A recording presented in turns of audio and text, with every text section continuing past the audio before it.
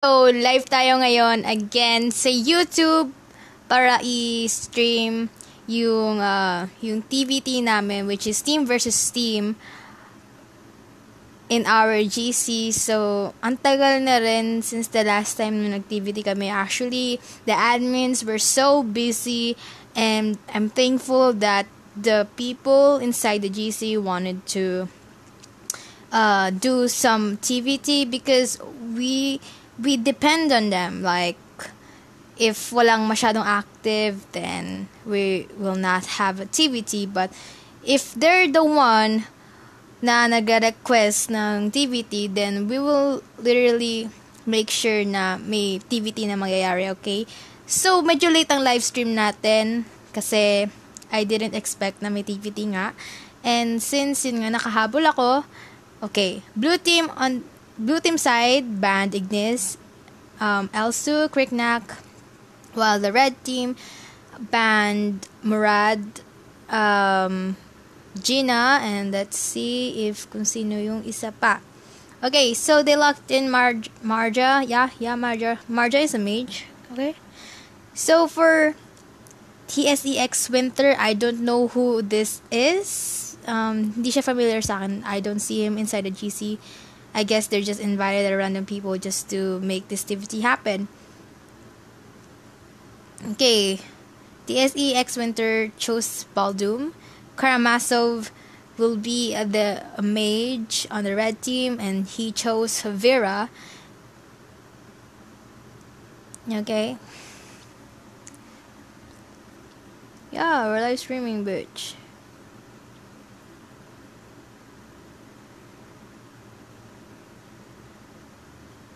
Okay.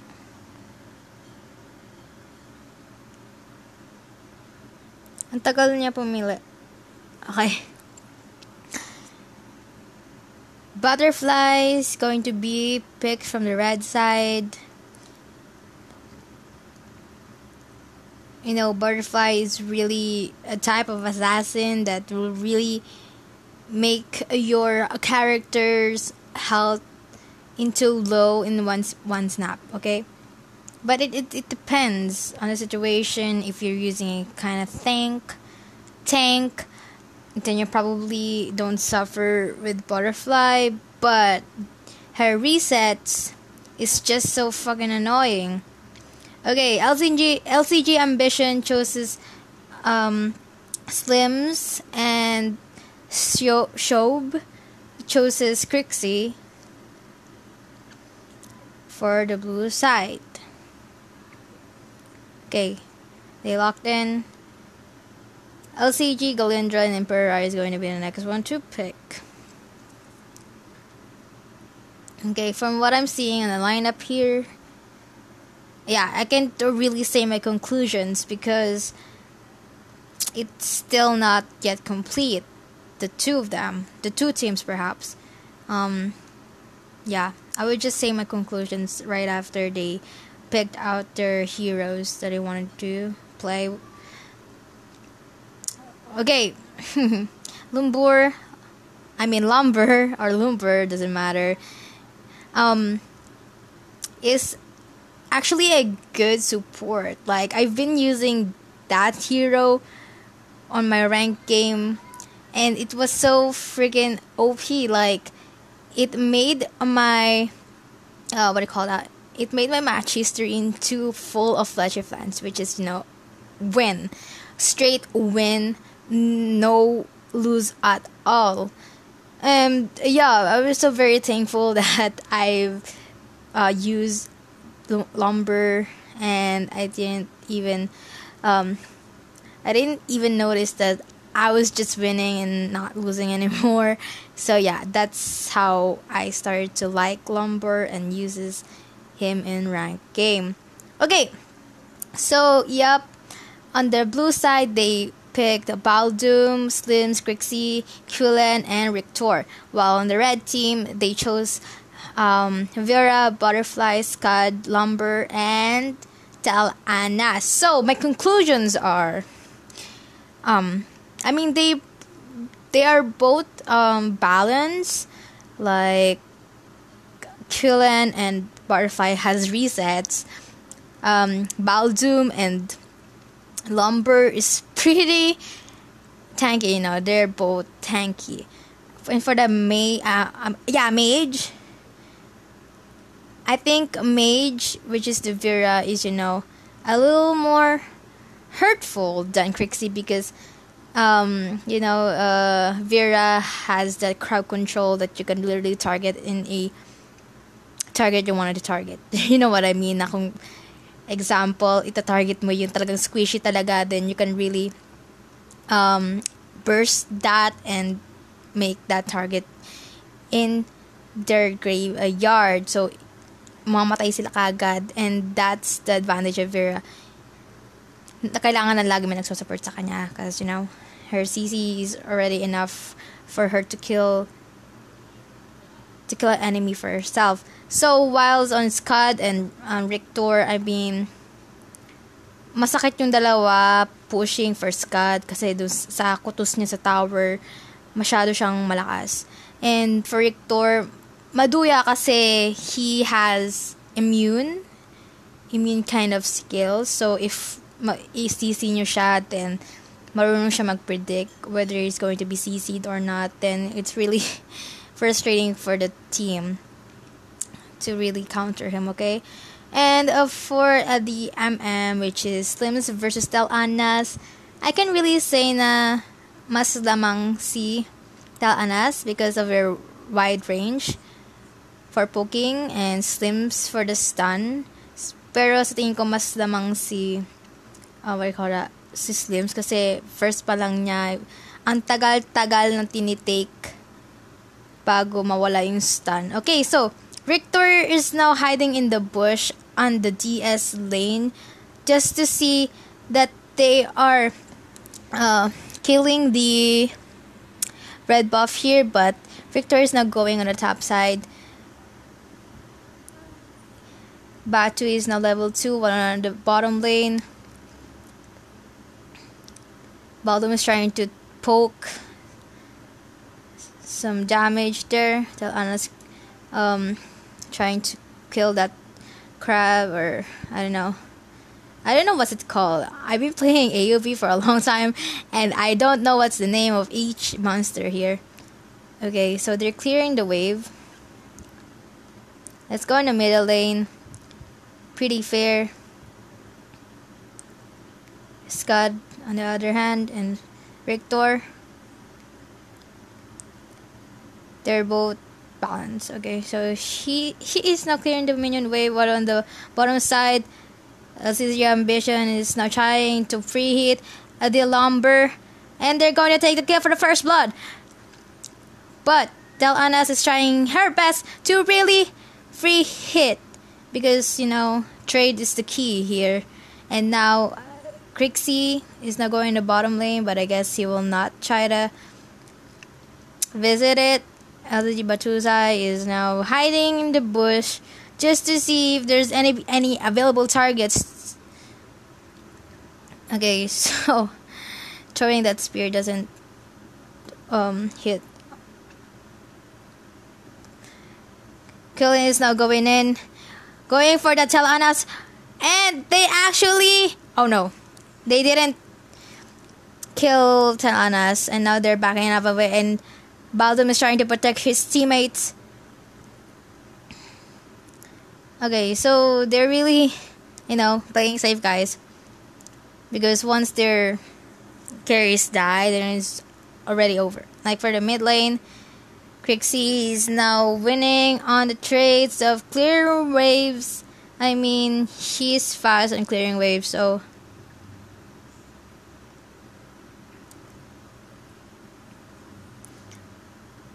okay, so the blue team is now taking the the AD versus the Beautiful Dragon, of course. But there's a 4-man and a... Okay, they're trying to kill Tel-Anas here, and there's no escape here, I think. Crixie taking that kill. Oh my gosh. 4-man in the bottom lane is just like a suicide and a massacre. A good plan for the blue team here. It was just so good, so perfect. Like, they would really come to a lane where you could, find something to do to be able to help the team, of course. You see that Vera's damage. That's the advantage of Vera. Kahit na isa lang yung matatarget mo sa CC, but she has a burst damage. Now, Vera is going in the middle lane okay, nag-flash siya doon. Plus, nag-try siyang mapatay. Oh my gosh, the damage. Oh my gosh. Ang hirap pala maging shoutcaster, no? Para kang mag-rap na din. Okay, so, for man in the middle lane, naiwanan na yung bot nila. Okay, they're trying to, okay, so Quillen is now going in. LCG Galindra is trying to escape. But unfortunately, he was killed by Rictor and doing that gank successfully. Okay, so Baldum is now hiding in a bush. But Fear saw him, so he better run back. Okay, Slim is now in the bush in the right side. Galindra, I mean Batuzai is now gonna back up. Lumbur didn't hit any of the single enemy team, but Baldum does. Okay, they killed the butterfly there. I didn't know what they did there. So Shob is trying to poke for damage. Oh my gosh, Quillen, pinatay niya. At Shob, napatay niya rin yung Lumber. And I guess this is really the chance for them to really pressure out all of the lanes. Kasi, yun na naman talaga ang pinakamalaga dito, diba? Is yung objectives. Rictor is a annoying champion. I could really say that.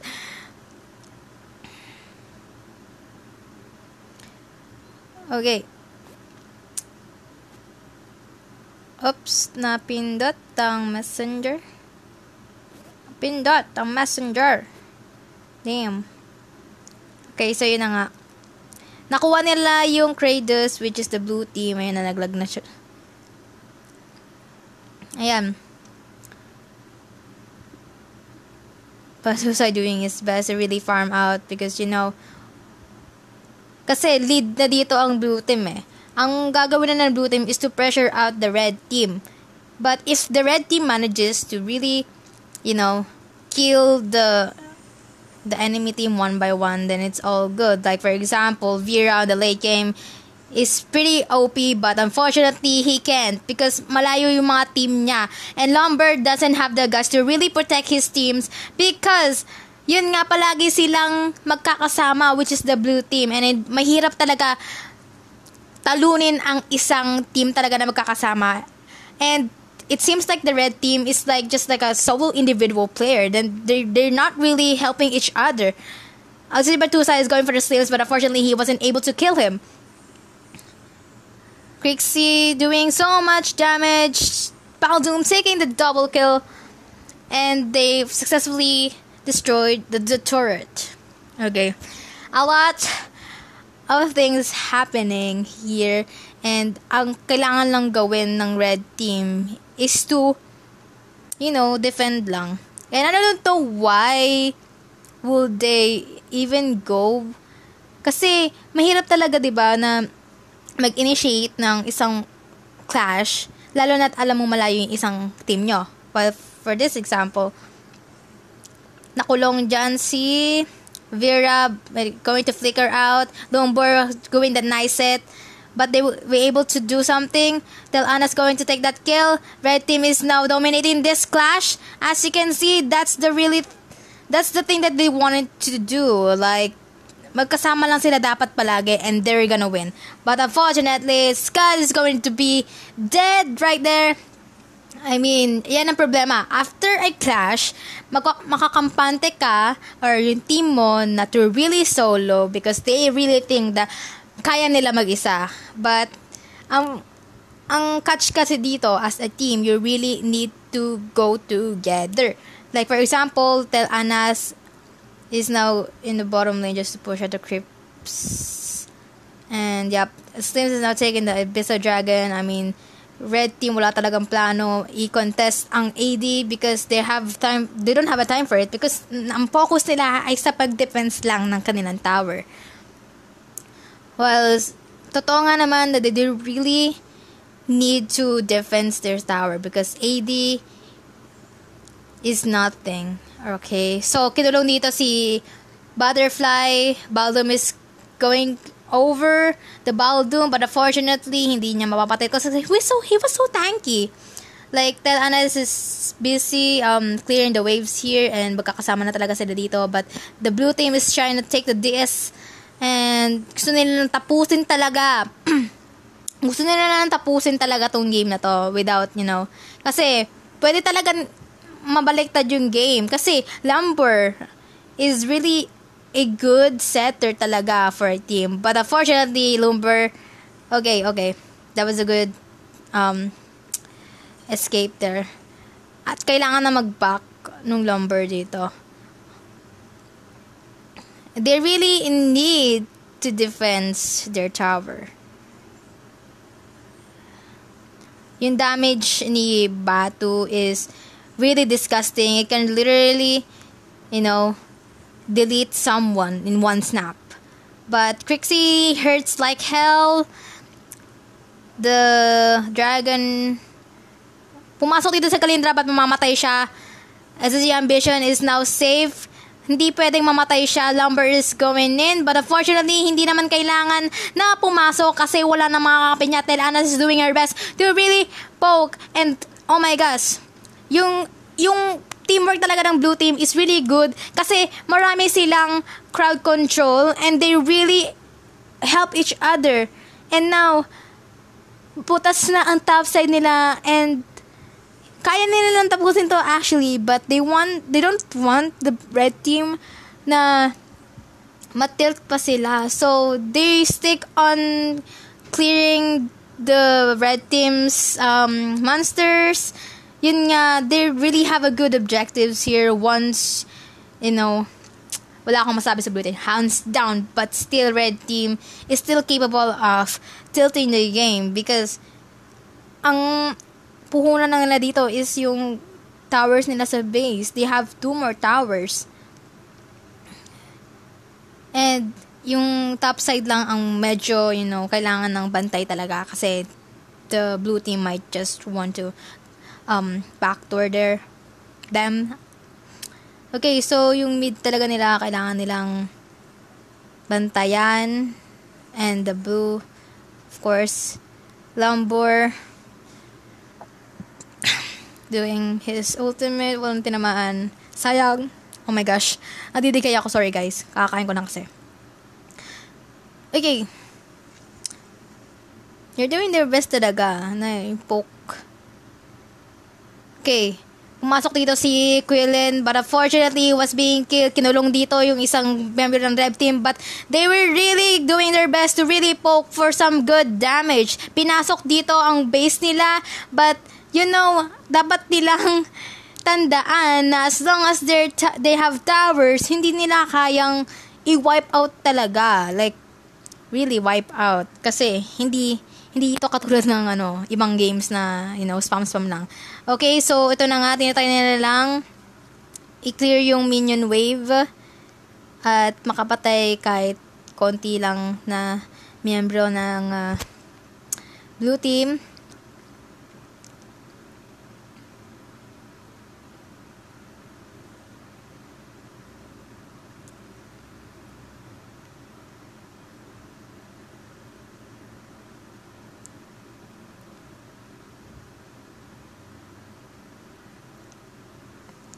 Okay, so talagang full force talaga ang pag-defense dito ng red team, no? Kasi they don't want to lose another towers. But ito nga, lagi sila magkasama ng blue team, and that's the strength of their team kasi lagi sila magkakasama. And mabilisan yung response nila if one of their teammates is being raped by the red team, diba? Okay, Scud going in, but unfortunately 4 of them is there. So guys, talagang kitang-kita nyo dito kung paano mapapanalo ang isang game. It's because of teamwork.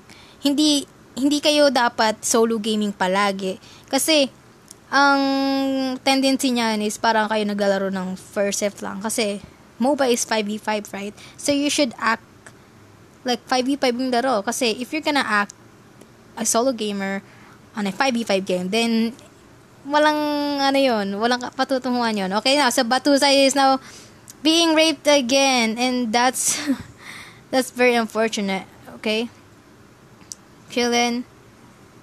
Okay, so, medyo nakakabawi ito yung red team kasi nga, kasi nakakapatay sila ng ibang member dito. And now, Tel Anas is now doing her best to really poke for some good damage. But unfortunately, siya na lang ulit ang magtira and yung base nila dito ay nire-rape na rin and he need to defend their base or the core, perhaps. At yun ang masakit talaga dito, yung tandem ng Slims and Crixie. Okay, so yung Rector nag-defend dito sa bottom lane. Butterfly, kakabuhay lang.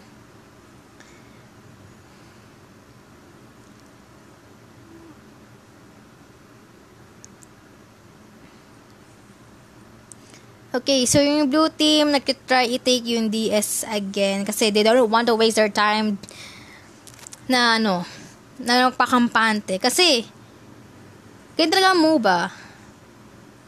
Okay, so late na dito po dumating yung Butterfly. He wasn't able to steal it because, actually, if napatay nila yung DS, then yung red team, kung napatay nila yon, then they could probably, makabawi-bawi man lang. But they still got 2 towers in their base. And that's a good thing. Yung top nila, medyo, hindi pa kailangan masyadong bantayan. And they could really go clash na magkakasama. Okay, maagang, okay, ang problema nga lang maganda mag-set ang Baldum instead of the Lumber. At ayon, talagang panalo na dito ang red team. Kasi gulo-gulo ang ang pag-setup talaga. Dapat hindi na bumalik dito si Karamazov kasi talagang mamamatay sila. Okay, that's the downside of their team. Laging mali yung set. Kitang-kita na naman siguro na walang tinamaan siguro yung Lumber. I don't know. But, if yes, konti lang. And, nag-surrender na dito ng red team. And, blue team won this round. Okay, so that was a hell of one game. And, kitang-kita yung pagsasamahan ng blue team. And, they're not acting like a solo player at all. They're acting like a team talaga na they would really go follow their fellow teammates because they don't want each other to get raped, right? So, nahirap talaga na, look at the score, 33-7, and the details, of course.